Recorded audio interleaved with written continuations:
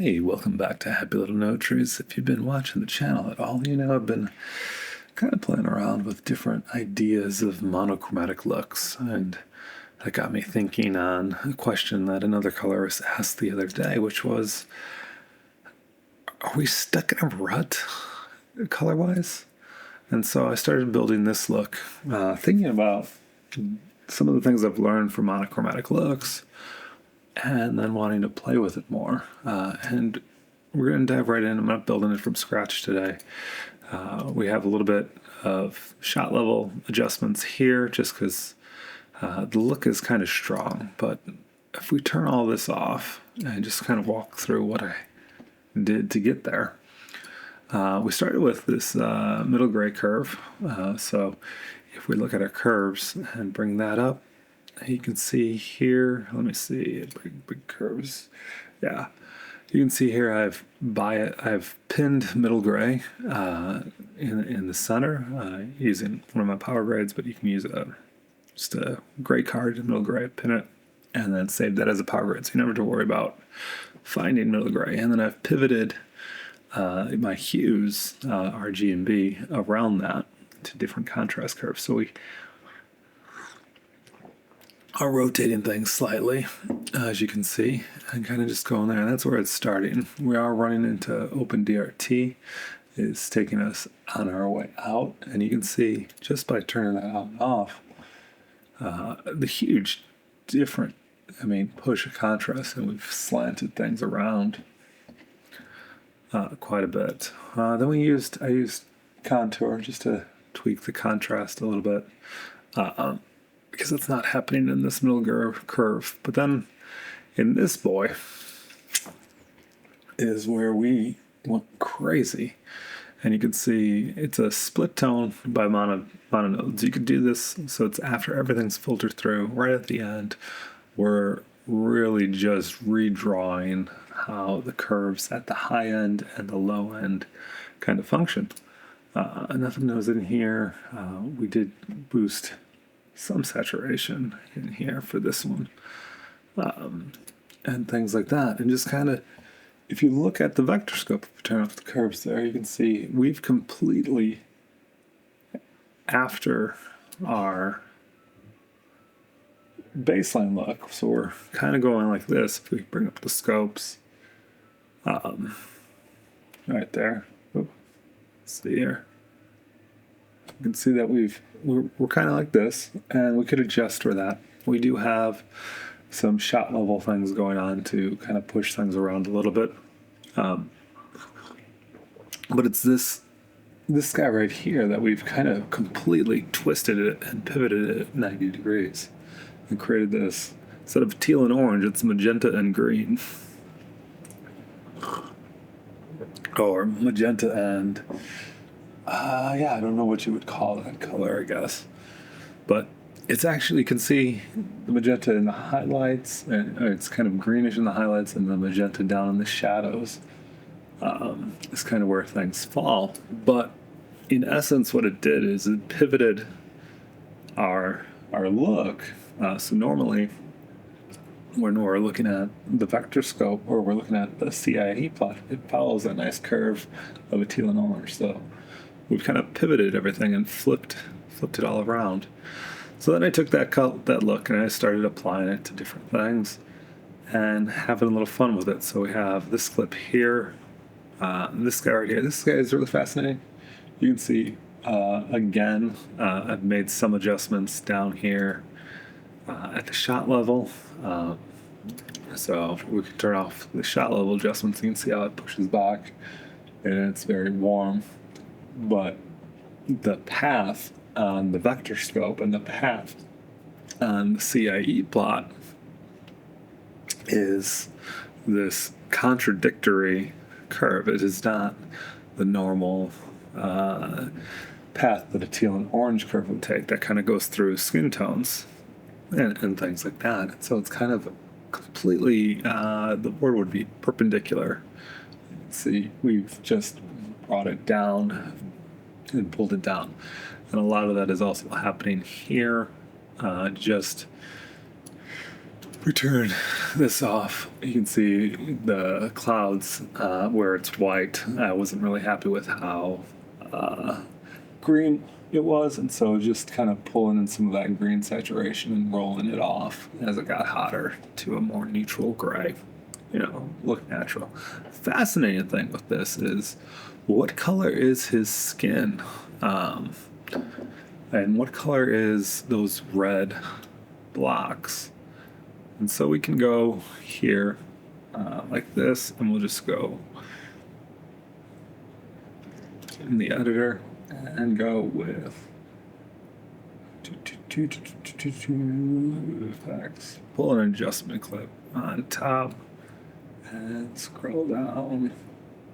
4-point spot check right here. And then we gotta bring up fusion controls. Not fusion.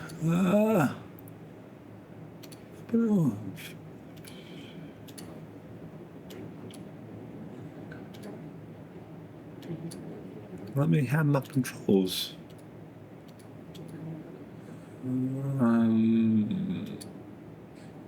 Usually one of these options.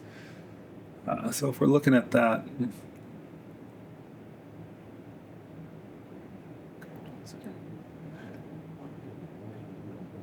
why is it I think that I'm using the contrast curve viewer? I am not. Point spot check. Oh, because I'm in the wrong one. There we go. So we can go put 4 here. Go to the effects. I made a mistake setting this up.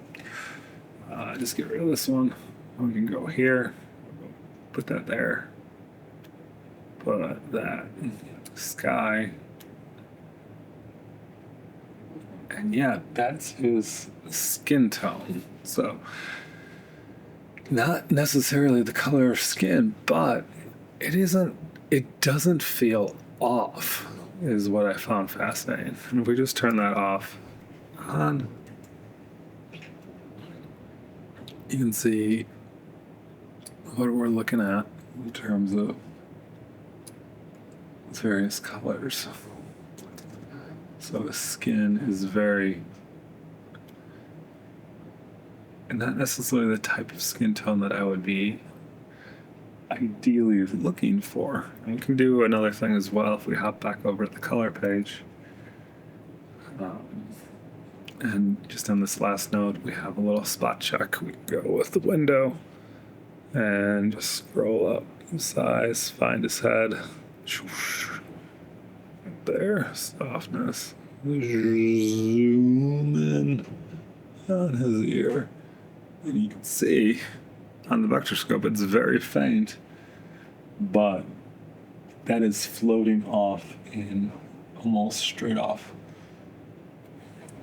to magenta. Let's zoom in there. Yeah. So if you look at that. Come on, vector scope. Trying something new to get the thing to switch over to show you the vector scope. You see, it's pointing straight off to magenta. Yet, that is, if you look at this image because of the context that it has around it, it doesn't look wrong. My wife thinks I'm crazy, but the same is true for like other images as well. Her skin is pure magenta.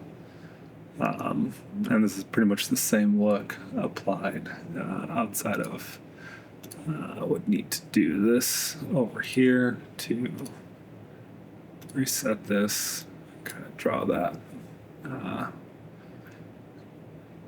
in, kind of bring that back around. And yeah, it's like one of those things that once you start playing around with it, I'm not opposed to what this look. That's this look that I was kind of playing around with last night does. Even do some scatter in there. Add a little bloom. So yeah, what are your thoughts? Teal and orange. Leave a comment. I know that is like what people are striving for, but is it good to just be a little different. Just plop it on this one. This one was a fun image from the old stock folder. This is the best one that I've been playing with, so let's. Yeah, we'll probably have to make some changes to it as well. I believe this was red.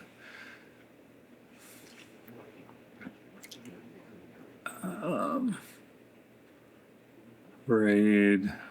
Looks like G. And we'll just turn these off because that was balanced the other way.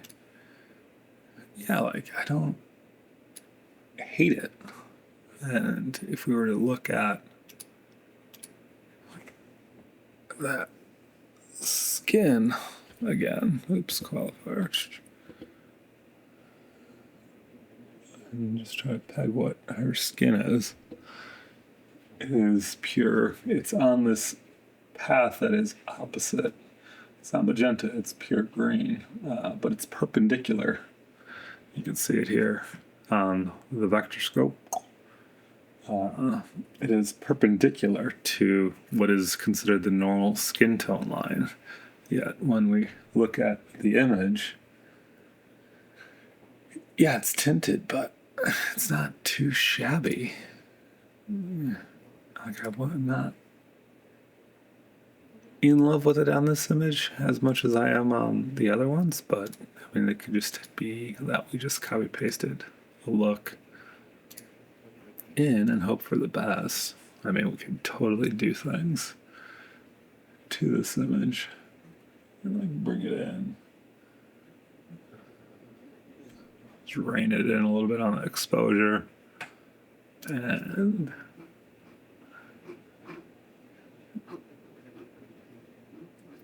pull it back up in the shadows. Give it a little bit more magenta.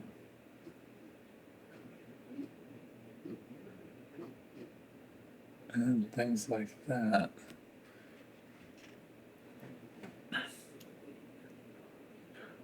But again, when we look at her skin, how does it always start? Look at that on the qualifier. You can see we're still pushing straight. We just brought it in more to a neutral.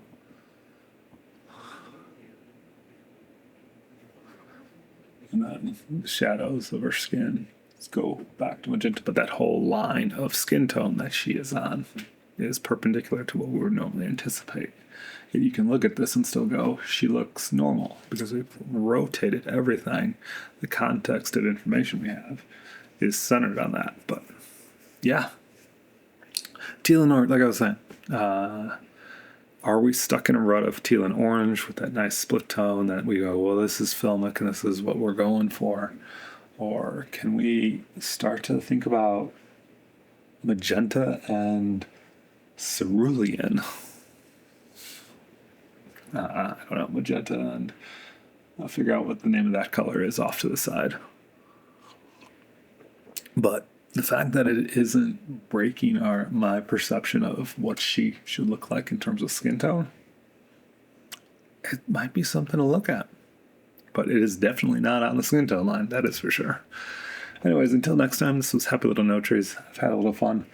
I hope you enjoyed it. Be sure to like, subscribe, and do all those other YouTube things. And I'll see you in the next one. And maybe we'll make something fun from scratch. But yeah, I'm kind of liking magenta and cerulean. If you know the reference, you know the reference.